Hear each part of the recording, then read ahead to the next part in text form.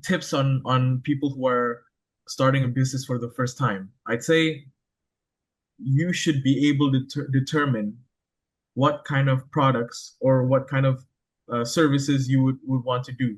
You should really have a deep thought process and brainstorm of it, I feel like. Because I feel like a lot of people they see an opportunity, they just go for it, but they're not prepared at all. They haven't thought it out fully. They they're not really sure why they are selling this thing or why they are making this thing into a service, I feel like. And that causes them to have problems down the line. So I think the most important thing is to fully have a think of what you're selling or what kind of service or what kind of product you're trying to sell, I feel like.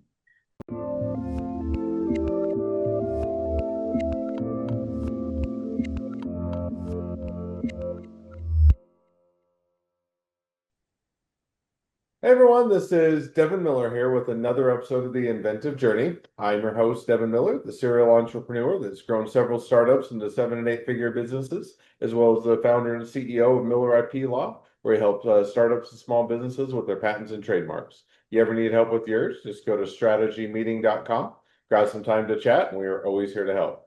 Now, today we've got another great guest on the podcast, Gilbert Kangdra, is as close as I'm going to get to pronouncing it. And Gilbert started his journey. He was planning to go off to or out of high school, going off to university abroad in Australia.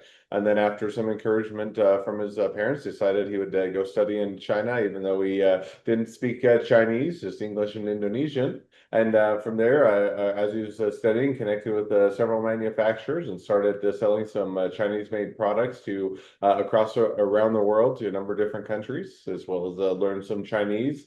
During that period of time, studied a couple of years in Indonesia, a couple in China, studying international business, and then graduated and started working at a law firm, which is leads him to where he's at today. So, with that much as a introduction, welcome on the podcast, Gilbert.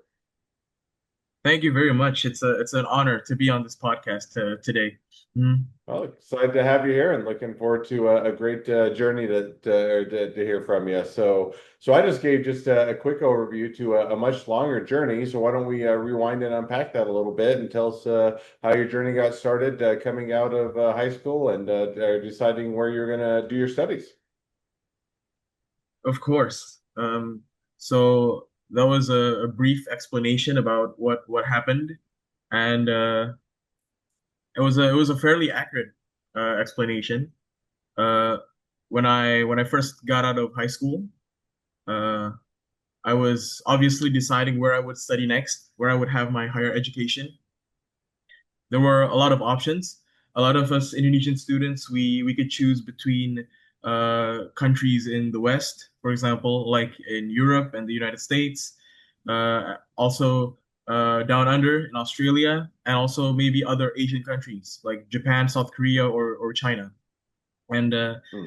my my university choices were mostly English speaking university choices in English speaking countries, since I spoke English like a first language, and I didn't speak any other languages besides English and also Indonesian, which is where I was born. So now, so Even though, oh, go ahead. sorry, yeah, you were Nope, go saying, right on it. No, go right on ahead. even though I'm ethnically Chinese, but I don't speak Mandarin at all, and so I was trying to pick either from Australia or the UK. Hmm. So now you're saying, okay, Australia, the UK makes sense. You know, you study in a country that where you have a familiarity or can speak the language. Now, if I remember, or kind of as I mentioned in the introduction, your parents had kind of encouraged you to maybe expand outside of that, you know, that comfort zone, so to speak, or otherwise consider going to maybe to a university in China. And how did you kind of come to that decision, or what kind of push you in that direction? So in my country, we have some universities that have something called a double degree program, where you take a few years in our own country and you take the rest in a country abroad. And so I went to one of those universities that had that program. And besides programs in Australia, they also had programs to China as well.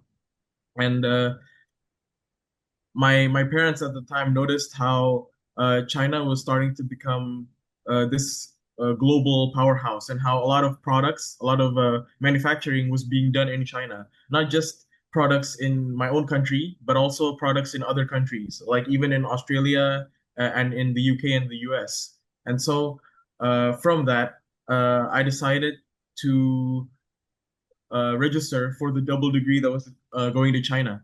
And this is also from my own realization when I did my own research and I found out that that's indeed true. And a lot of countries depend on this sort of trade with China and this cooperation as well with them. Hmm. No, makes sense. So you say, okay, kind of decide to change course, do the kind of the dual studies, go to China now. Kind of walk us through, as you're going off, not knowing the language, kind of how did you get into or doing the studies there as you made that pivot or that alternative decision? All right, so going into it, I was quite nervous since I was going to a country where the language is completely different.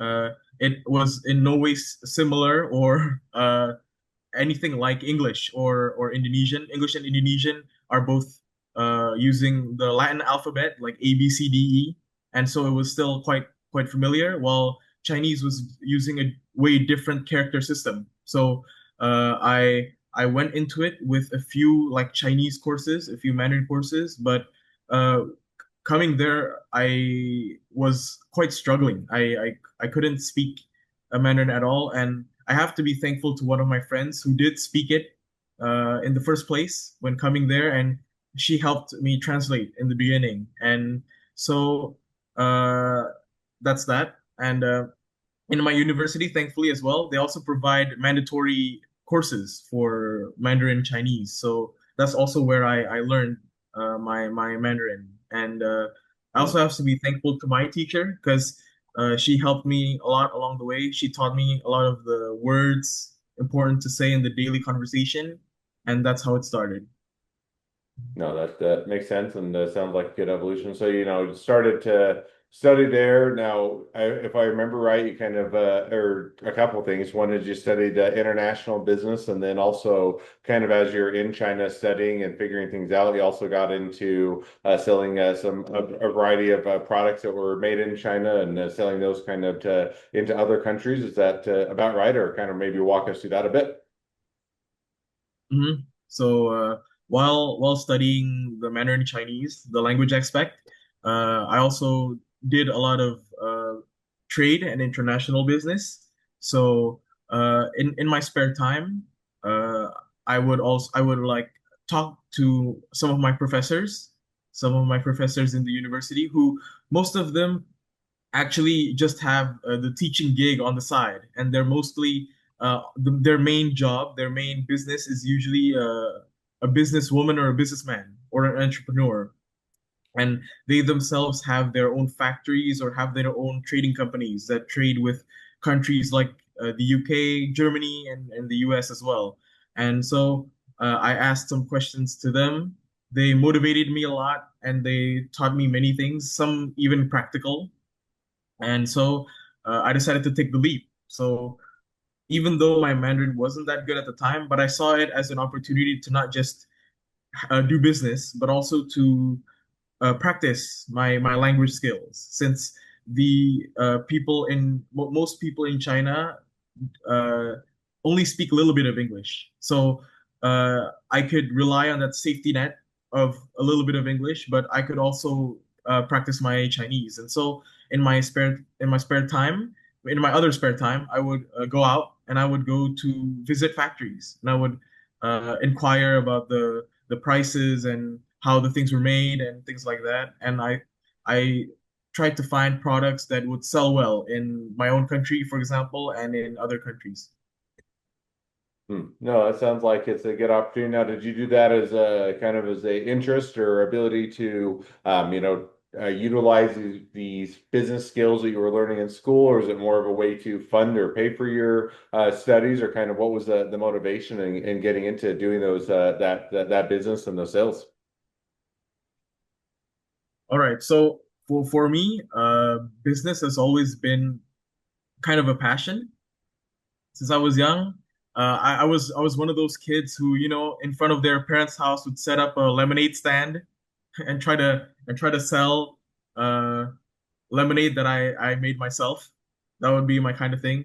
When I was a kid, in Indonesia, we live in tropical country, so I had a lot of access to tropical plants and tropical fish. And one of my passions is also the aquarium hobby and keeping that. And so when I was a kid, I decided to breed some kind of easy to keep fish, like uh, guppies or betta fish. I don't know if you're familiar with those. And so that's where it began. I started to sell those. And as I got older, I got more into other kinds of business.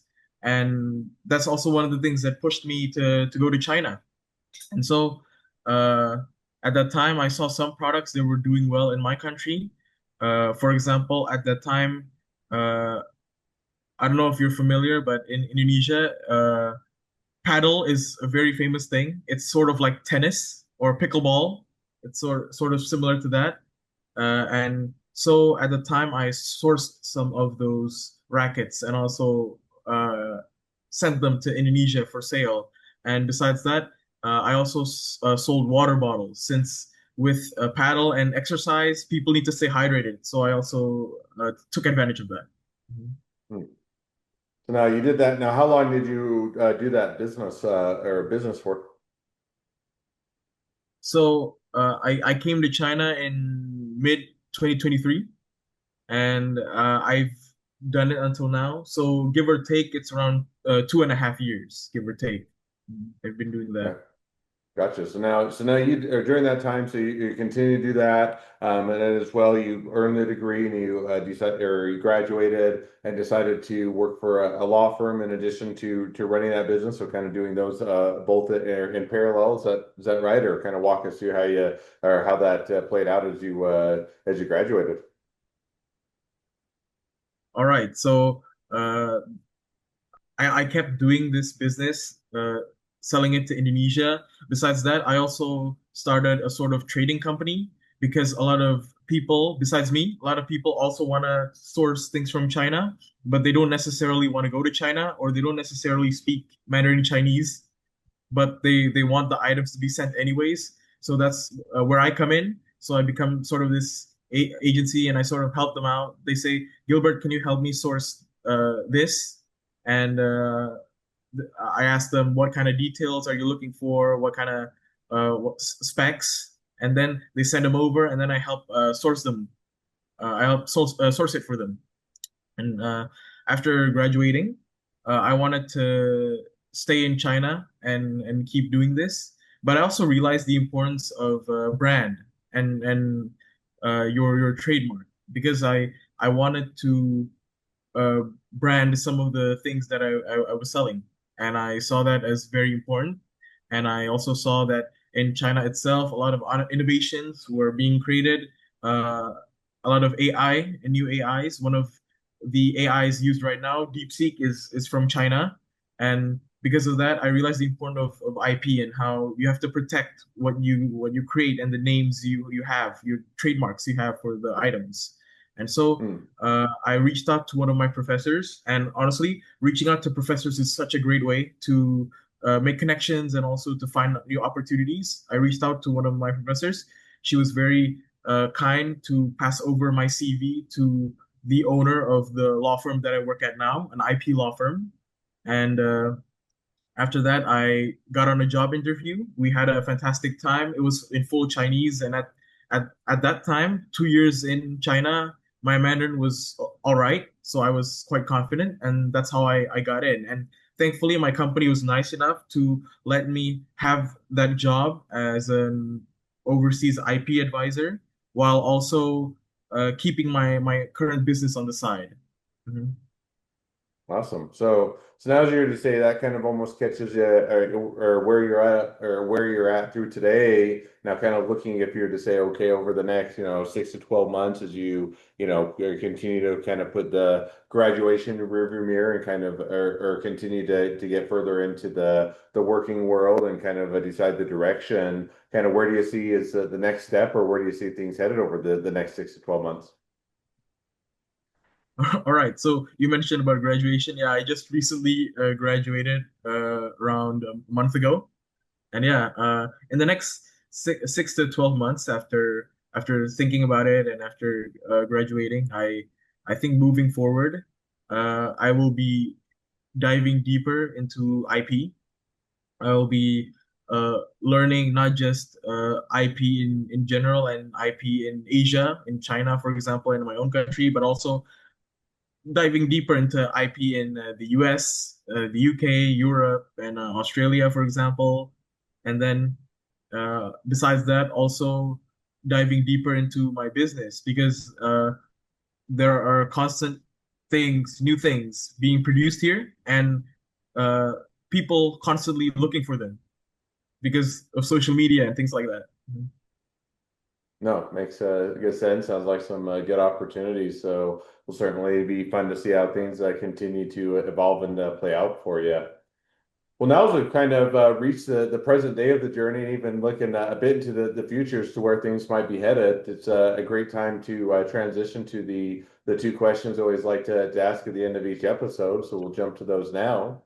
So the first question I'd like to ask is, along your journey, what was the worst business decision you ever made, and what'd you learn from it? All right then. Okay. So uh, along my business journey, I met many different people. Uh, that's how it is in China. You network and you meet people from all around the world. And Hmm. I feel like one of the worst sort of business decisions that I've ever made was uh, sort of not cross checking the background of people I do business with. I think it's really important to pick who you do business with and sort of get to know them first. Many cases from myself and from others that I've talked to is uh, you meet someone and then they don't actually the business with them don't actually work out. You've spent like a whole year with them and it becomes nothing. And that happened to me uh, with a fellow person I met here. Uh, I didn't get to know him well, and I did business on and off with him, sort of trading commodities, for example. So he would basically come from his country and ask like, "Hey Gilbert, can you find someone to buy and sell this product in China?" And I would try to find it, and then we would get connected. And I have sources with people here from uh, really big businesses, really big companies, and he claims to be connected to really big companies in his country, and we Hmm. connect each other. We meet up in Shanghai, which is a really big city here in China. It's sort of like New York in China. And when we discuss, turns out it's not valid. Turns out the products that he's offering is below the market price, which makes it ridiculous because that doesn't make sense. Because does he and his company want to do business at a loss? That sort of doesn't make sense. And Hmm. uh, we did that for a whole year. It was just like a cat and mouse chase for a whole year and didn't end up become anything. And I felt like I kind of wasted my time. So yeah, I think that's the worst business decision ever. Not doing my research and my cross check well. Yeah, and I think that's always an easy one to probably fall into that, I'll say that trap a little bit, which is, you get excited about the opportunity, you think, you didn't really have trusted other people or operating on, on a moral scale that matches your own, and then you get into it, and then things start to don't line up, and it's one where, on the onset you tend to trust people, and then you get to learn the lessons that you have to watch out for the red flags. So definitely makes sense and good or easy mistake to make, but a good one to learn from. Mhm. Second question now that I like to ask is, so now if you're talking to somebody that's just getting into a startup or a small business, what would be the one rule of thumb that you'd recommend?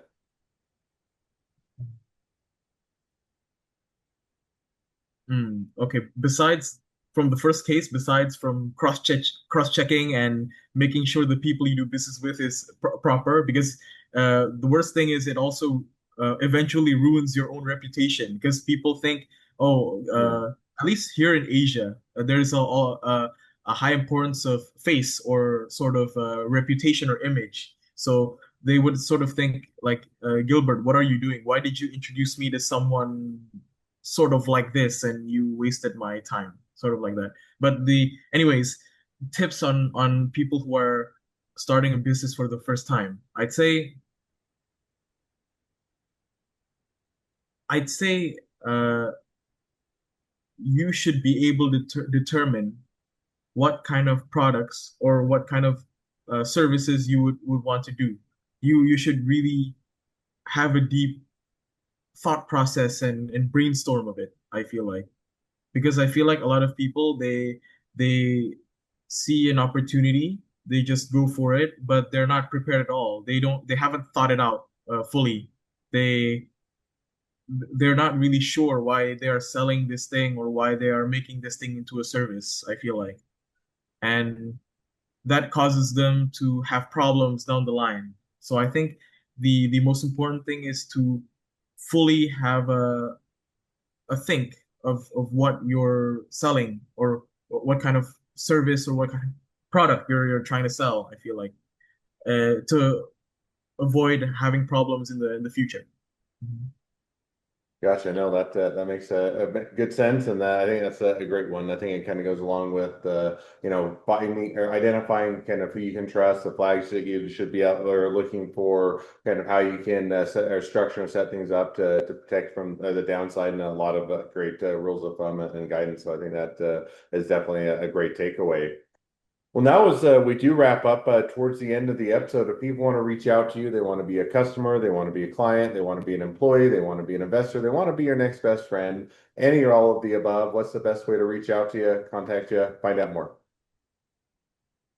All right, when it comes to contact, you can look me up on LinkedIn. Just look up Gilbert Emmanuel. That's fine. Emmanuel with two M's.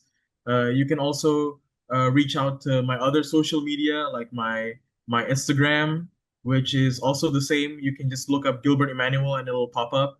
And finally, you can also from my LinkedIn and my Instagram, you can also email me as well. It's available there. Mhm. Awesome. Well, I definitely encourage people to reach out, support a great business, expand their network, and if nothing else, make a new best friend. So, with that, thank you again, Gilbert, for coming on the podcast. It's been fun. It's been a pleasure. Now, for all of you the listeners that are out there, if you have your own journey to share and you'd like to be a guest on the podcast, we'd love to have you. So, just go to inventiveunicorn.com, apply to be on the show. Couple more things as listeners. Make sure to click share, subscribe, leave us a review. Helps us to reach even more startups and small businesses to help them along their journey to success. And along that note, if along your journey you ever need help with patents or trademarks or anything else with your startup or your small business, just go to strategymeeting.com, grab some time with us to chat, and we're always here to help. Well, thank you again for coming on the podcast, and wish the next leg of your journey even better than the last. Okay, thank you very much, Mr. Devin.